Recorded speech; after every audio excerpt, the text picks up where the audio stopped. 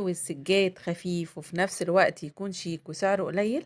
السجاد ده موجود في مدينة العاشر من رمضان، بيتصنع في مصنعين، مصنع هالي تكس ومصنع الفرات. السجاد مصري بجودة تركية وبسعر قليل، يعني السجادة ممكن تاخدها ب400 جنيه بس. كمان ممكن تستخدمها ككفر للسجاد، وممكن تفرشها لوحدها في الصيف علشان خفيفة وبتناسب كل الطبقات. كمان موجودة بألوان كتيرة جدا وألوان متناسقة مع بعضها، هتناسب كل الطبقات وهتبقى شيك في بيتك. السجاد ده طالع منين؟ طالع من مدينة العاشر من رمضان، من مصنع اسمه هالي تكس ومصنع الفرات. تستعين بجودة وخبرة تركية في صناعة السجاد، بس كل العمالة مصرية. السجاد ده ما بيكلفش كتير، بيكلف السجادة الواحدة حوالي 400 جنيه. تقدر تاخدها ببيتك وتفرش بيتك كله منه. لو انت صاحب محل وعايز تتعامل مع المصنع، ممكن تكلمنا واحنا نوصلك بيه وتاخد كل السعر جملة.